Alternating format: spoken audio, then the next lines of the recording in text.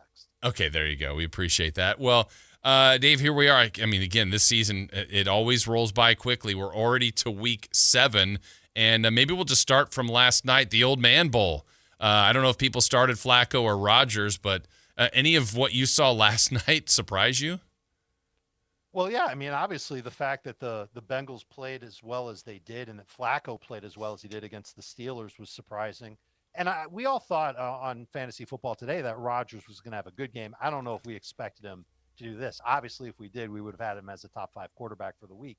But I think what you can take from this game moving forward is that Cincinnati's passing offense has been saved. Joe Flacco, we thought he'd be a slight upgrade from Jake Browning. He's been a monstrous upgrade over Jake Browning, and he's really going to give some big time life to Jamar Chase and T. Higgins moving forward.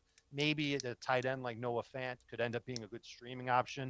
And even Chase Brown, listen, if they're able to throw the football, defenses have to account for that. That means lighter boxes. Chase Brown will have some opportunities to run. Cincinnati's offense looks a lot better than it did a week or two ago, and that's a great thing for fantasy. How about Rodgers having 4 touchdowns and not one of them going to DK Metcalf? Right. That was surprising. Metcalf, Jason, he had his worst game of the year. Just crazy how that goes down. But Jalen Warren, good game. Probably going to be more of a sell high candidate. Okay. And Rodgers, an option as a streamer. But I think I might like Flacco a little bit more in that regard because I don't see this Cincinnati offense finding its run game footing. I think this offense is going to flow through the passing game. Flacco, Chase Higgins, those superstars, and having Flacco on your bench in fantasy does make a lot of sense moving forward. Yeah, and for all those that took Chase likely and, very early, 1, 2, 3, somewhere. Overall pick. Yeah, are relieved. Number 1, yeah. Yeah, to have him back the way he did, that was awesome. So speaking of coming back, this is an interesting week because we got some guys coming back, and I'm going to start with a guy in a good offense, an offense that has Patrick Mahomes and who's been playing pretty well. Rashee Rice, Dave, where does he go in his first game back kind of on your receiver list? He's the number 1 receiver right away. The track record that Andy Reid generally has with players coming back from injury is get him on the field right away and get him involved right away. And it's not that the Chiefs need him, but, man, their offense will pop a lot more with him on the field. And it's because he's a great short area target who can make plays after the catch and can still be deployed not just inside of 10 yards, but 15, 20 yards downfield if they so choose. He's not a burner in the same mold of someone like Xavier Worthy, for example, but he absolutely can make plays, and he's always had a nose for the end zone. He had it in college. He's had it since he's been in the NFL. I think the Chiefs get him rolling. He is their best wide receiver that you could start in fantasy, and he will impact the numbers a little bit for Xavier Worthy and a lot for Hollywood Brown, for Tyquan Thornton, and for Travis Kelce. We saw it last year when Rice was healthy. Travis Kelce had a 16.2 target per route run rate. Jason, usually that number needs to look like 20% to be just like good in fantasy. And so if Kelce's below that and he's not getting touchdowns along with it, I don't know how good fantasy managers can feel about starting Travis Kelce. So I would kind of get away from that. Plus, they're playing Las Vegas. Yeah. Their defense hasn't been great overall. It's been okay against the run. It really hasn't been good against the pass. This is probably the week where they get Rice acclimated. He gets some good numbers in the game, and then they can salt the game away in the second half with the run because I don't think the Raiders' offense will be able to compete into the fourth quarter. Well, this will tie into our first question from our listeners for you, Dave, and this is a good problem to have here that I see from our text line. Start 3, bench 1. They've got Devontae Adams. You just mentioned Rashee Rice, Drake London, Brian Thomas Jr. And I'm only benching one of these guys, Yeah. Jason? Yeah. The one I'm benching is Brian Thomas Jr., and I know that he had his best game of the year last week, and he's really been building toward it. So I feel good about Brian Thomas Jr. moving forward. I just like those other receivers better. Yeah, that's a good group that you have right there. Great group. You're very lucky. Okay, some other guys coming back. CD Lamb. So one, obviously he's a stud, but what does he do for people that have him, and then maybe Pickens, who's been on fire? Where's Lamb fall in place here? Lamb is also a top 10 wide receiver. I would look at him ahead of Rashee Rice, for example. And there's just such a great track record of CD Lamb in Dallas. Dak Prescott on the field, not on the field. He gets a ton of targets. Those opportunities add up for fantasy managers. And if he's going to get those opportunities, that means fewer opportunities for George Pickens and for tight end Jake Ferguson. It doesn't mean that you get away from those two. But I think you just have to lower expectations a little bit. Pickens now more of a number 2 fantasy wide receiver, and you're still going to start Jake Ferguson. We talked about it on our podcast today. There are a few tight ends that we were not starting ahead of Ferguson before that we are starting now. It's Trey McBride, Tyler Warren. Those are 2. George Kittle's the 3rd, but that's kind of obvious because Kittle wasn't there. Now he's expected back for the Niners. That's a good thing. I think that those types of tight ends still go ahead of Jake Ferguson, or now go ahead of Jake Ferguson, whereas before they were behind Ferguson because he was getting more targets with Lamb out. Well, you just mentioned him. I was going to ask you about Kittle. So Kittle goes in right away to your lineup if you obviously need a tight end. Oh, yeah. Yeah. There's no question about it. To me, the intriguing part of the 49ers offense this week is who's playing quarterback. Right. If it's Brock Purdy, he's got this track record with Kittle, and he's got a good track record of targeting Jawan Jennings.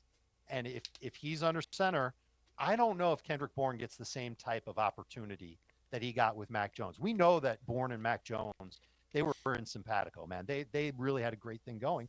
And it's different. You're changing the brain of the engine of the 49ers offense, and that brain is he's got history and tendency with George Kittle and with Jawan Jennings. And for what it's worth, Jennings played a lot last week, and I don't think he looked awful.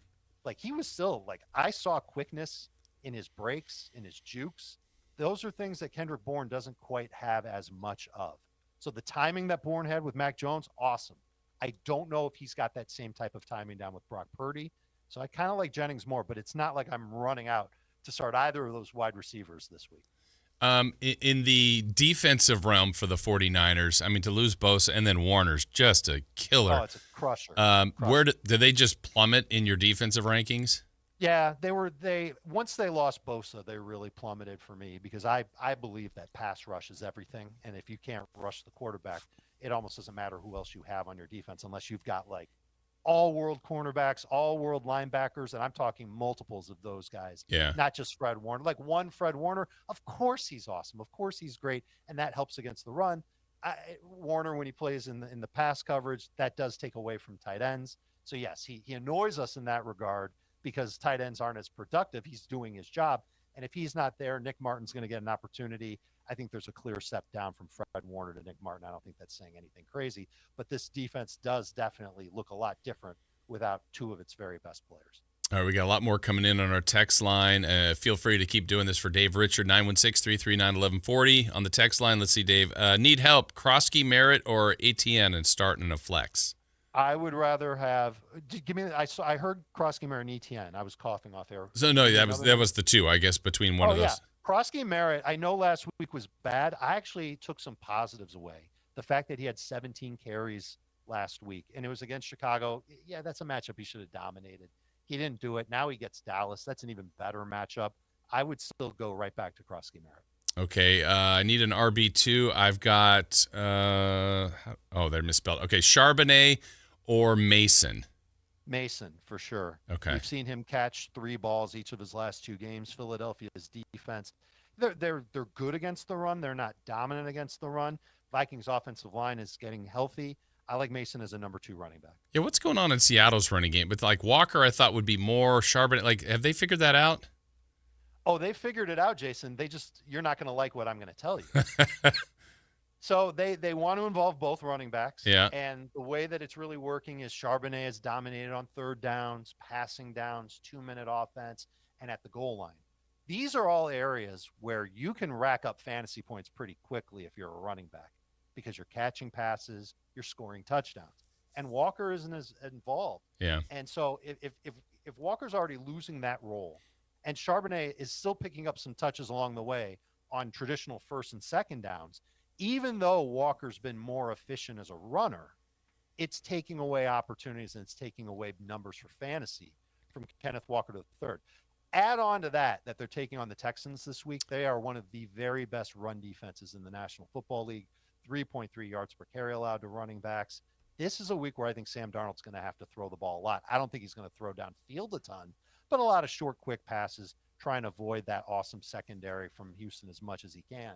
And that means that there's not going to be a lot there for Walker or Charbonnet.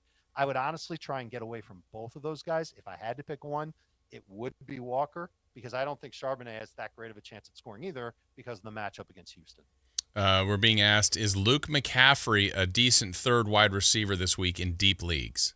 It's got to be the deepest of leagues. He doesn't get a lot of targets, but he does make one splash play every single week, and he's taking on Dallas. So maybe there's room for 2, dare I say 3 splash plays from Luke McCaffrey. I look at him the same way as I look at the rookie receiver in Tampa who's going to get a chance. His name is Tez Johnson, and he's faster than McCaffrey, and he's played in a big-time college program. He had a big-time catch last week for the Bucs. And he's taking on the Lions this week. It's expected to be a high-scoring game, and the Lions secondary is in shambles right now. Brian Branch is suspended. A bunch of their starting cornerbacks, they're on the shelf.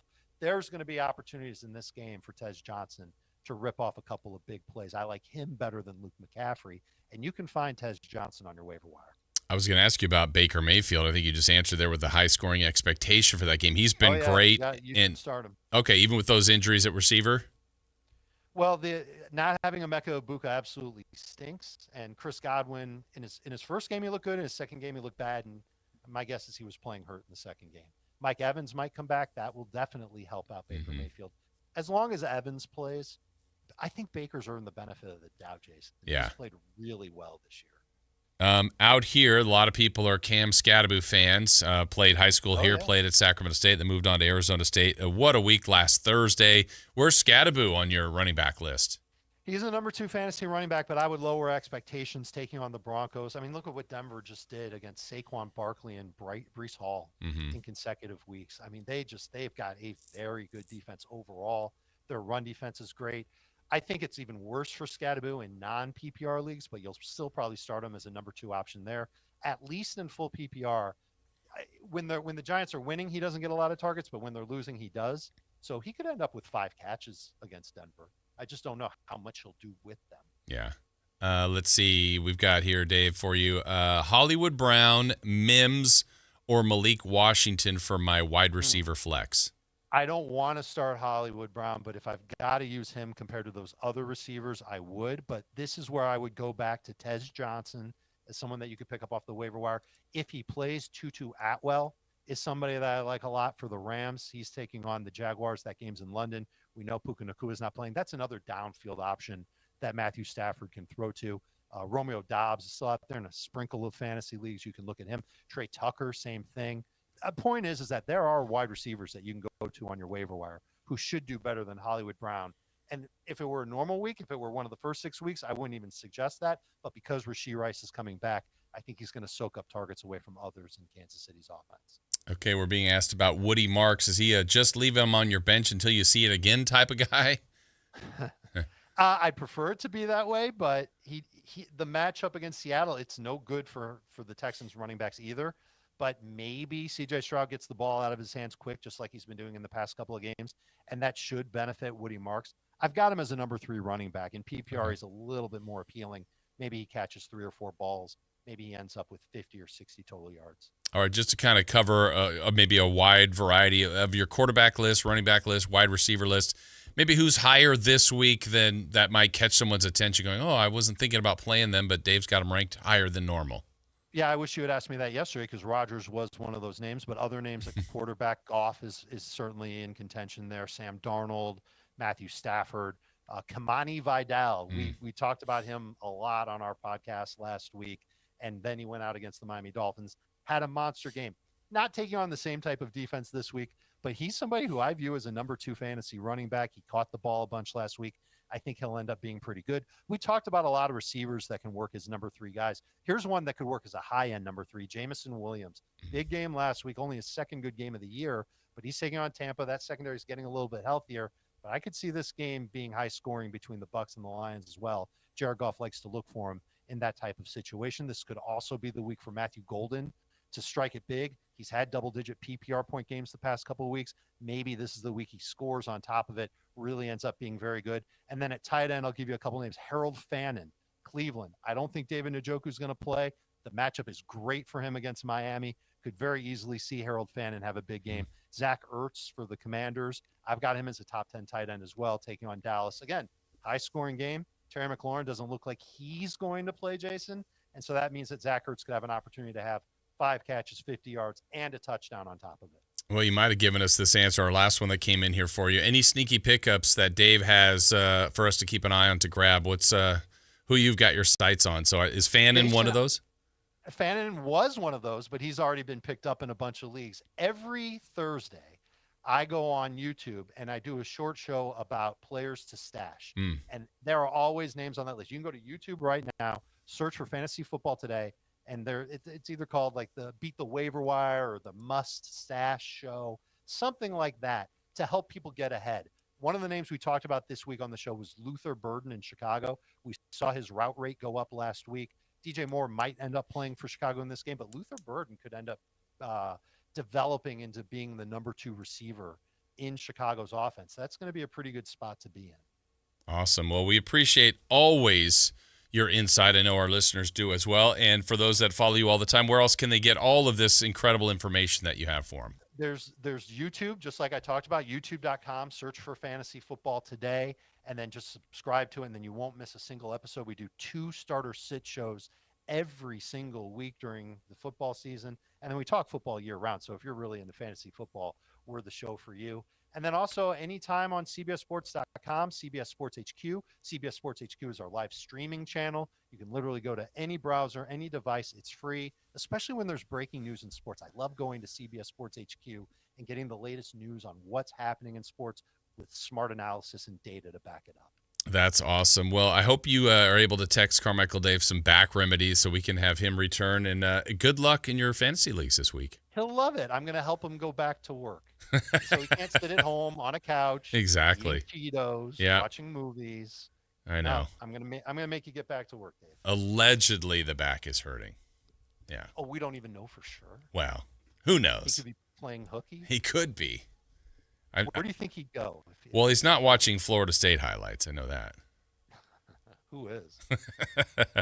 Dave, thank you so much. We'll talk to you next week. You got it, Jason. All right. Thank you. That's the great Dave Richard joining us again. Check out all his work. He's amazing. And thank you to all of you.